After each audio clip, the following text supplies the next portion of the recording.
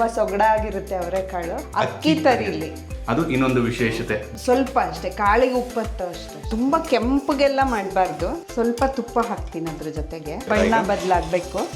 ನೀರ್ ಸಮೇತ ಹಾಕೊಳ್ಳೋದು ತುಂಬಾ ಮುಖ್ಯ ಅಲ್ವಾ? ಹೌದು ಅಕ್ಕಿ ತರಿನ ಹಾಕೊಳ್ತಾ ಇದ್ದಾರೆ. ಹೌದು.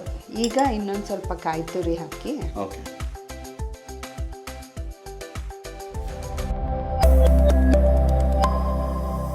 ನಮಸ್ಕಾರ ವೀಕ್ಷಕರೇ, ವಿಶಿಷ್ಟ ರುಚಿ ಯೂಟ್ಯೂಬ್ ವಾಹಿನಿಗೆ ತಮ್ಮೆಲ್ಲರಿಗೂ ಪ್ರೀತಿಯ ಸ್ವಾಗತ. ಇವತ್ತು ಅಮ್ಮನ ಕೈ ರುಚಿಯಲ್ಲಿ ನಮ್ಮ ಜೊತೆ ಶ್ರೀಮತಿ ರೋಹಿಣಿ ಕೃಷ್ಣಮೂರ್ತಿ ಅವರಿದ್ದಾರೆ. ನಮಸ್ತೆ. ನಮಸ್ತೆ ವೀಕ್ಷಕರಿಗೆಲ್ಲ ನನ್ನ ನಮಸ್ಕಾರಗಳು. ಇವತ್ತು ನಮಗೆ ಏನು ತೋರಿಸ್ಕೊಡ್ತಾ ಇದ್ದೀರಾ? ಇವಾಗ ಅವರೆಕಾಳು ಸೀಸನ್ ಅಲ್ವಾ, ಹಾಗಾಗಿ ತುಂಬಾ ಸೊಗಡಾಗಿರುತ್ತೆ ಅವರೆಕಾಳು. ಹೌದು. ಅದಕ್ಕೆ ಅದರಲ್ಲಿ ಉಪ್ಪಿಟ್ಟು ಮಾಡೋದು ತೋರಿಸ್ತೀನಿ. ಓ, ತುಂಬಾ ವಿಶೇಷ ಅಂತ ಅನಿಸ್ತಾ ಇದೆ. ಹಾಗೇನೆ ಇದು ನೀವು ಮಾಡ್ತಾ ಇರೋದು ಅಕ್ಕಿ ತರಿಲಿ, ಅದು ಇನ್ನೊಂದು ವಿಶೇಷತೆ. ಬನ್ನಿ ವೀಕ್ಷಕರೇ, ತಡ ಮಾಡ್ದೇನೆ ವಿಶೇಷವಾದಂತಹ ಅಕ್ಕಿ ತರಿ ಅವರೆಕಾಳು ಉಪ್ಪಿಟ್ಟನ್ನ ಯಾವ ರೀತಿ ಮಾಡೋದು ಅಂತ ಈ ಒಂದು ಸಂಚಿಕೆಯಲ್ಲಿ ನೋಡೋಣ. ಮೊದಲು ಅವರೆಕಾಳನ್ನ ಬೇಯಿಸ್ಕೊಳಕ್ಕೆ ಇಟ್ಕೊಳ್ತಾ ಇದ್ದೀರಾ? ಹೌದು. ಅದಕ್ಕೆ ಮುಳುಗೋಷ್ಟು ನೀರು ಹಾಕಿ, ಸ್ವಲ್ಪ ಉಪ್ಪು ಹಾಕಿ, ಸ್ವಲ್ಪ ಅಷ್ಟೇ, ಕಾಳಿಗೆ ಉಪ್ಪತ್ತು ಅಷ್ಟೇ. Okay okay. ಈಗ ಇದನ್ನ 3 ವಿಷಲ್ ಕೂಗಿಸ್ಬೇಕು. ಓಕೆ. ರವೆ ಹುರ್ಕೊಳ್ತಾ ಇದ್ದೀರಾ? ರವೆ ಹುರ್ಕೊಳ್ಳೋಣ. ಈಗ ಇದು ಅಕ್ಕಿ ತರಿ. ಅಕ್ಕಿ ತರಿ. ಓಕೆ. ಸೊ ನಾರ್ಮಲ್ ಬನ್ಸಿ ರವೆ ಅಥವಾ ಇದು ಅಕ್ಕಿ ತರಿಲೇ ಚೆನ್ನಾಗಿ ಬರುತ್ತೆ. ಓಕೆ. ತುಂಬಾನು ಹುರಿಬಾರ್ದು, ಇದು ಕೆಂಪಗೆಲ್ಲ ಆಗಬಾರ್ದು. ಹಾಂ ಹಾಂ. ಬನ್ಸಿ ರವೆ ಬಳಸಿದ್ರೆ ಈ ರುಚಿ ಬರಲ್ಲ. ಅಕ್ಕಿ ತರಿಲೇ ಅದು ಟೇಸ್ಟ್ ಬರೋದು. ಓಕೆ. ತುಂಬಾ ಕೆಂಪಗೆಲ್ಲ ಮಾಡಬಾರ್ದು, ಸ್ವಲ್ಪ ಬಿಸಿ ಆಗಬೇಕು. ಕೈ ಮುಟ್ಟಿದ್ರೆ ಸುಡೋ ಅಷ್ಟು ಹುರಿಬೇಕು. ಇದಕ್ಕೆ ಎಣ್ಣೆ ಏನು ಹಾಕೊಳ್ಳೋದಿಲ್ಲ, ಹಾಗೆ ಡ್ರೈ. ಫ್ಲೇಮ್ ಮೀಡಿಯಂ ಫ್ಲೇಮ್ ಇಟ್ಕೊಂಡಿದ್ದೀರಾ ಅಲ್ವಾ? ಹೌದು. ಈಗ ಮುಟ್ಟಿದ್ರೆ ಈ ಥರ ಬಿಸಿ ಆಗಬೇಕು ಕೈಗೆ. ಅಷ್ಟಾದ್ರೆ ಸಾಕು. ಓಹೋ. ಸ್ವಲ್ಪ ಸುಡಬೇಕು ಕೈಗೆ, ಹಿಂಗಂದ್ರೆ ಬಿಸಿ ಆಗ ಅಷ್ಟೇ. ಚೆನ್ನಾಗಿ ಕೈಗೆ ಸುಡಬೇಕು ಅಷ್ಟೇನೆ. ಸೊ ಇಷ್ಟು ಮಾಡ್ಕೊಂಡು ಆಫ್ ಮಾಡ್ಕೊಂಡ್ಬಿಟ್ರೆ ಈಗ? ಹೌದು. ಇವಾಗ ಇದನ್ನ ಒಂದು ಬೆಕ್ಕು ಬಗ್ಗಿಸ್ಕೊಂಡ್ಬಿಡ್ತೀನಿ. ಓಕೆ. ಸೊ ಸ್ವಲ್ಪ ಹುರ್ಕೊಳ್ಳೋದು, ಅದೇನು ಜಾಸ್ತಿ ಇಲ್ಲ. ಓಕೆ. 3 ವಿಸಲ್ ಮಾಡಿಸ್ಕೊಂಡು ಇದು ಕಂಪ್ಲೀಟ್ ಆಗಿ ಆರ್ಬೇಕ್ರಾ ಈಗ? ಹೌದು. ಕುಕ್ಕರ್ ವಿಷಲ್ ಇಳಿಬೇಕು. ಓಕೆ. ಆಮೇಲೆ ಉಪ್ಪಿಟ್ಟು ಮಾಡೋದು. ಇದಕ್ಕೆ ಉಪ್ಪಿಟ್ಟಿಗೆ ಎಣ್ಣೆ. ಓಕೆ. ಟೇಬಲ್ ಸ್ಪೂನಲ್ಲಾದರೆ ಒಂದು 4 ಸ್ಪೂನು. ಓಕೆ. ಸ್ವಲ್ಪ ತುಪ್ಪ ಹಾಕ್ತೀನಿ ಅದ್ರ ಜೊತೆಗೆ. ಹಾಂ. ಅದು ತುಪ್ಪ ಹಾಕಿದ್ರೆ ಚೆನ್ನಾಗಿ ಟೇಸ್ಟ್ ಬರುತ್ತೆ. ಒಂದು ದೊಡ್ಡ ಸ್ಪೂನ್ನಿಂದ 1.5 ಸ್ಪೂನ್ ಅಂತ ಹೇಳ್ಬೋದಾ? ಹೌದು. ಎಣ್ಣೆ ಜೊತೆಗೆ ತುಪ್ಪ ಇದ್ರೆ ಅದ್ರ ಘಮನೇ ಒಳ್ಳೆ ರುಚಿ ಕೊಡುತ್ತೆ. ಹೌದು. ಇವಾಗ ಸಾಸಿವೆ ಹಾಕ್ತಿದ್ದೀನಿ. ಓಕೆ. 1.5 ಸ್ಪೂನ್ ಸಾಸಿವೆ ಎಲ್ಲ ಚೆನ್ನಾಗಿ ಚಟಪಟ ಅಂತಿವೆ. ಹೌದು. ಈಗ ಕಡಲೆಬೇಳೆ ಒಂದು 2 ಸ್ಪೂನು. ಓಕೆ. ಉದ್ದಿನಬೇಳೆ 1 ಸ್ಪೂನು. 1.5 ಸ್ಪೂನ್ ಉದ್ದಿನಬೇಳೆ.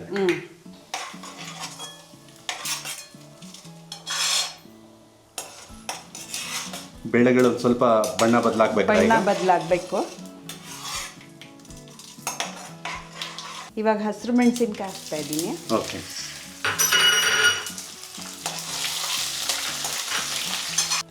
ಕಾಳು ಬೇಯಕ್ಕೆ ಹಾಕಿದ ಮಿಕ್ಕಿದ ನೀರನ್ನ ಓಕೆ ಬಿಸಿಗೆ ಇಟ್ಕೊಂಡಿದ್ದೀನಿ. ಸೊ ಇಷ್ಟೇ ಪ್ರಮಾಣದ ನೀರನ್ನ ಬಳಸಬೇಕು ಮಾಡೋದಕ್ಕೆ. ಓಕೆ. 3 ವಿಸಿಲ್ ಹೊಡ್ಸ್ಕೊಂಡಿದ್ದೀರಾ ಅಲ್ವಾ? ಬೆಂದಿದೆಯಲ್ಲ ಕಾಳು, ಹೌದು, ಅದು ನೀರು ಸಮೇತ ಹಾಕ್ಬೇಕು. ಇಲ್ಲಿ ನೀರು ಸಮೇತ ಹಾಕೊಳ್ಳೋದು ತುಂಬಾ ಮುಖ್ಯ ಅಲ್ವಾ? ಹೌದು ಹೌದು. ಇವಾಗ ಬಿಸಿಗೆ ಇಟ್ಕೊಂಡಿದ್ವಲ್ಲ ನೀರು, ಅದನ್ನು ಹಾಕಬೇಕು. ಓಕೆ. 2.5 ಕಪ್ಪಷ್ಟು ನೀರು ತಗೊಂಡಿದೀವಿ. ಓಕೆ. ಅಕಸ್ಮಾತ್ ಬೇಕು ಅಂದ್ರೆ ಮೇಲಿಂದ ಹಾಕ್ಬೋದು ನೀರು, ಏನು ತೊಂದರೆ ಅಷ್ಟೇನೆ. ಈಗ ಕರ್ಬೇವಿನ ಸೊಪ್ಪು. ಓಕೆ. ಇವಾಗ ಮೆಣಸು ಹಾಕ್ತೀನಿ ಇದಕ್ಕೆ. ಓಕೆ. ಜಜ್ಕೊಂಡು ಇಟ್ಕೊಂಡಿದ್ದೀರಾ, ತರಿಯಾಗಿ ಜಜ್ಕೊಂಡಿದ್ದೀರಾ? ಮೆಣಸು, ಜೀರಿಗೆ. ಮೆಣಸು ಏನಕ್ಕೆ ಹಾಕಬೇಕು ಅಂದರೆ ಇದು ಅವರೆಕಾಳು ವಾಯು ಅಲ್ವಾ? ಹೌದು. ಅದಕ್ಕೇನೆ ಬ್ಯಾಲೆನ್ಸ್ ಮಾಡುತ್ತೆ. ಸೀಸನ್ ವೈಸ್ ಹಿಂದಿನವ್ರು ಮಾಡಿರೋದು. ಈಗ ಜೀರಿಗೆ ಹಾಕೊಳ್ತಾ ಇದ್ದೀರಾ? ಅದು ಕಾಳು ಬೇಗ ಜೀರ್ಣ ಆಗಲ್ವಲ್ಲ, ಓಕೆ, ಅದಕ್ಕೇನೆ ಜೀರಿಗೆ ಹಾಕೋದು. ಜೀರಿಗೆ ಎಷ್ಟು ಹಾಕೊಂಡ್ರಿ? ಅದೊಂದು 2 ಸ್ಪೂನು. ಆಮೇಲೆ ಮೆಣಸು 2.5 ಸ್ಪೂನು. ಓಕೆ. ಇದು ಬೆಲ್ಲ. ಓಕೆ. ಚೂರು, ಒಂದು 2 ತುಂಡು, ಚಿಕ್ಕ ತುಂಡುಗಳು, ಚಿಕ್ಕದು. ಓಕೆ. ಈಗ ಉಪ್ಪು ಹಾಕ್ತೀನಿ. ಕಾಳಿಗೊಂದು ಸ್ವಲ್ಪ ಉಪ್ಪು ಹಾಕಿದ್ದೀನಿ. ಓಕೆ. ಇಲ್ಲಿ ನೀವು ಕಲ್ಲುಪ್ಪು ಬಳಸ್ತಾ ಇದ್ದೀರಾ? ಕಲ್ಲುಪ್ಪು. ಈಗ 2 ಸ್ಪೂನ್ ಹಾಕಿದ್ದೀನಿ. ಹಾಂ ನೋಡೋಣ, ಬೇಕು ಅಂದರೆ ಅವರೆಕಾಳು ವಾಯು ಅಂತಾರೆ, ಹೌದು. ಅದಕ್ಕೆ ಮೆಣಸು ಹಾಕ್ತಾರೆ. Okay. ಮೆಣಸು ವಾಯು ಹೊಡಿಯುತ್ತೆ, ಹಾಂ ಜೀರ್ಣ ಆಗಲ್ಲ ಅಂತ ಜೀರಿಗೆ. ಓಹೋ. ಜೀರಿಗೆ ತಿಂದರೆ ಜೀರ್ಣ ಆಗುತ್ತೆ. ಹಾಂ ಹಾಂ ಹಾಂ. ತೆಂಗಿನಕಾಯಿ ತುರಿ ಹಾಕ್ತೀನಿ. ಓಕೆ. ಅದು ನೀರು ಜೊತೆ ಅದ್ರದ್ದು ಸಾರ ಎಲ್ಲ ಬಿಟ್ಕೊಳುತ್ತಲ್ಲ, ಓಕೆ. ಅವಾಗ ಟೇಸ್ಟ್ ಆಗುತ್ತೆ ಅವರೆಕಾಳು ಜೊತೆ. ಅರ್ಧ ಬಟ್ಲು ಕೊಬ್ಬರಿ ತಗೊಂಡಿದ್ರಿ ನೀವು? ಹೌದು. ಅದರಲ್ಲಿ ಒಂದು 2 ಸ್ಪೂನ್ ಹಾಕೊಂಡಿದ್ದೀರಾ, ಈ ದೊಡ್ಡ ಸ್ಪೂನ್. ಹೌದು ಹೌದು. ನೀರು ಬೇಕಾದ್ರೆ ಇರ್ಲಿ ಅಂತ ಒಂದು ಸ್ವಲ್ಪ ನೀರನ್ನ ಬಿಸಿ ಮಾಡ್ಕೊಳಕ್ಕೆ ಇಟ್ಕೊಂಡಿದ್ದೀವಿ. ಅಕಸ್ಮಾತ್ ಬೇಕಂದ್ರೆ ಇವಾಗ ಇದು ಕುದಿಬೇಕು. ಕುದಿಬೇಕ್ರ ಈಗ ಫುಲ್ ಕುದಿಯೋವಾಗ ರವೆ ಹಾಕಿ ಬೆರೆಸೋದು. ಬಿಸಿ ನೀರು ಹಾಕಿರೋದ್ರಿಂದ ಬೇಗನೆ ಕುದಿ ಬಂದ್ಬಿಡುತ್ತೆ. ಹೌದು.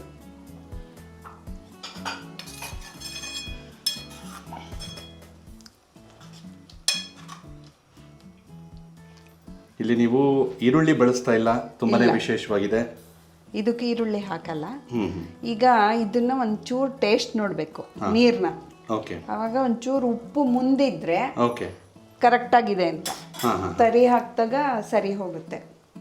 ಕುದಿ ಬಂತು ಅನ್ನೋವಾಗ ಕರೆಕ್ಟ್ ಆಗಿ ನಾವು ಉಪ್ಪು ನೋಡ್ಕೊಂಡ್ಬಿಡೋದು. ಹೌದು, ಉಪ್ಪು ಸ್ವಲ್ಪ ಮುಂದಿರ್ಬೇಕು. ಹಾ ಹಾ. ಈಗ ಹೇಗೆ ಕರೆಕ್ಟ್ ಇದಾರ? ಚೆನ್ನಾಗಿ ಕುದಿತಾ ಇದೆ. ಫ್ಲೇಮ್ ನ ಲೋ ಇಟ್ಕೊಂಡ್ರಿ ಅಲ್ವಾ? ಈಗ ಮೀಡಿಯಂ. ತುಂಬಾ ಜಾಸ್ತಿ ಇದ್ರೆ ತರಿ ಇದಾಗ್ಬಿಡುತ್ತೆ ಅಂತ. ಓಕೆ, ಮೀಡಿಯಂ ಫ್ಲೇಮ್ ಇಟ್ಕೊಂಡಿದ್ದಾರೆ.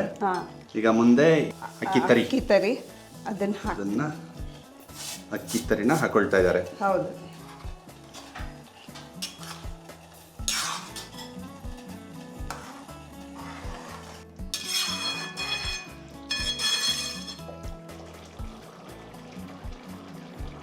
ಈಗ ಇದನ್ನ ಮುಚ್ಚಿಟ್ಬಿಡ್ಬೇಕು. ಓಕೆ. ಸ್ವಲ್ಪ ನೀರು ಹತ್ತ ಹೋಗಿದೆ ಇವಾಗ. ಒಂಚೂರು ಬೇಕಾದ್ರೆ ನೀರು ಹಾಕೋಬಹುದು. ಓಕೆ.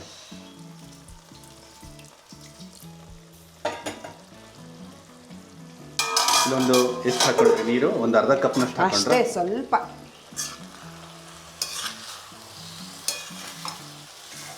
ಅದು ಅಕ್ಕಿ ತರಿ ರವೆ ಅಷ್ಟು ಬೇಗ ಬೇಯಲ್ಲ.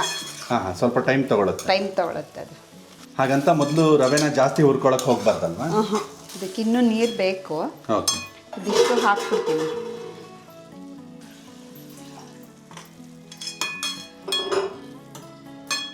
ಒಟ್ಟೀಗ ಇನ್ನೊಂದು ಕಪ್ನಷ್ಟು ನೀರು ಹಾಕೊಂಡ್ರಿ ಅಲ್ವಾ? ಒಂದು ಕಪ್ಪಿಲ್ಲ, ಒಂದು ಅರ್ಧ ಕಪ್ ಅಷ್ಟೇ. ಈಗ ಇನ್ನೊಂದು ಸ್ವಲ್ಪ ಕಾಯಿ ತುರಿ ಹಾಕಿ. ಓಕೆ.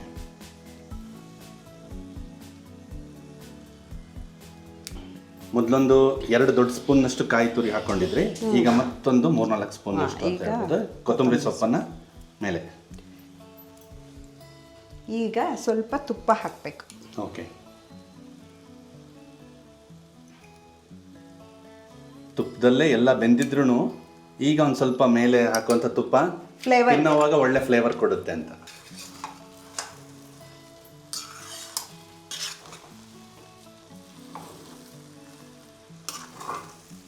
ಒಂದು 10 ನಿಮಿಷ 1/4 ಗಂಟೆ ಇದನ್ನ ಮೀಡಿಯಂ ಫ್ಲೇವಲ್ ಬಿಟ್ಬಿಡ್ಬೇಕು. ಓಕೆ. ತಳ ಹಿಡಿಯಲ್ಲ ಅಲ್ವಾ? ಈಗ ತುಪ್ಪ ಹಾಕಿದ್ದೀರಾ ನೀವು?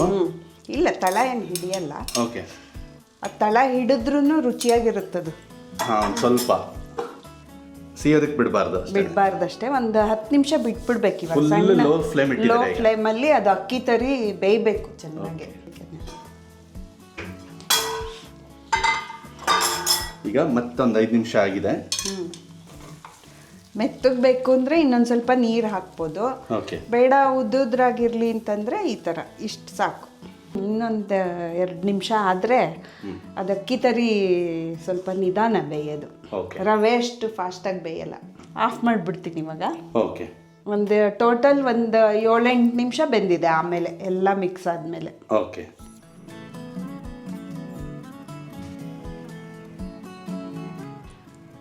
ಇದು ಗಾರ್ನಿಷಿಂಗ್.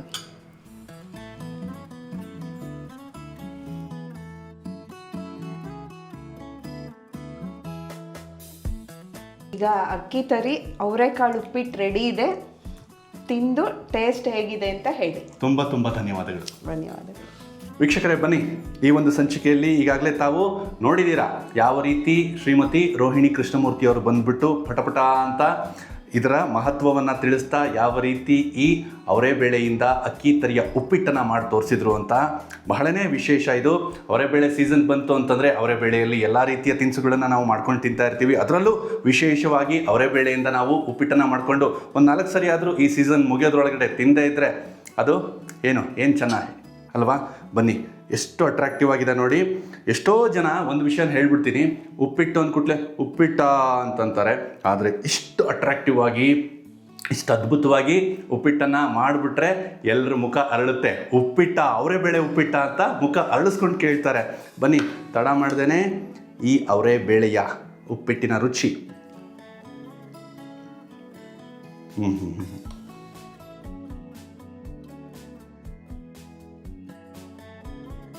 ಒಂದು ವಿಶೇಷತೆ ಏನಪ್ಪ ಅಂತಂದರೆ, ಈ ಅಕ್ಕಿ ತರಿ ಇರುತ್ತಲ್ಲ, ಇದಕ್ಕೂ ಮತ್ತು ಈ ಕೊಬ್ಬರಿ ತುರಿಗೂ ಬಹಳ ಒಂದು ಒಳ್ಳೆ ನಂಟಿದೆ ಅಂತಲೇ ಹೇಳ್ಬೋದು. ಎರಡೂ ಒಟ್ಟಿಗೆ ಸೇರಿ ಬೆಂದಾಗ ತುಂಬಾ ಅತ್ಯದ್ಭುತವಾದಂತಹ ರುಚಿ, ತುಂಬಾ ಅತ್ಯದ್ಭುತವಾದಂತಹ ಸ್ವಾದವನ್ನು ಕೊಡುತ್ತೆ ಅಂತ ಹೇಳ್ಬೋದು. ಅವೆರಡೂ ಕೂಡ ಬೆರೆತು ಈ ಅವರೆಬೇಳೆಯನ್ನು ಬಾರಪ್ಪ ನೀನು ಯಾಕೆ ಈ ಪಾರ್ಟಿಗೆ ಬರ್ತಾ ಇಲ್ಲ ಬಾ ಅಂತ ವೆಲ್ಕಮ್ ಮಾಡೋ ಥರ ಆ ಅವರೆಬೇಳೆಯನ್ನು ಸ್ವಾಗತಿಸ್ತಾ ಇವೆ. ಆಮೇಲೆ ಈ ಅವರೆಬೇಳೆ ಮಜಾ ಏನು ಗೊತ್ತಾ, 2-3 ವಿಸಿಲ್ ಆಲ್ರೆಡಿ ಹಾಕಿಸ್ಕೊಂಡಿದ್ರು. ಒಂದು ತುತ್ತು ನಾವು ತಗೊಂಡಾಗ ತಿರುಳು ಮೇಲೆ ಸಿಪ್ಪೆ ಇರುತ್ತಲ್ಲ, ಅದ್ರದ್ದು ಹಿಂಗೆ ಸರಿದ್ಬಿಟ್ಟು ಮಧ್ಯದ್ದು ತಿರುಳು ಸಿಕ್ಕಾಗ ತುಂಬಾ ರುಚಿ ಅಂತ ಅನಿಸುತ್ತೆ. ಮತ್ತು ಇವರು ಬಳಸಿರುವಂತಹ ಬೇಳೆಕಾಳು ಏನು ಉದ್ದಿನಬೇಳೆ, ಕಡಲೆಬೇಳೆ ಮಧ್ಯ ಸಿಕ್ಕಾಗ ಬಹಳನೇ ರುಚಿ ಅಂತ ಅನಿಸುತ್ತೆ.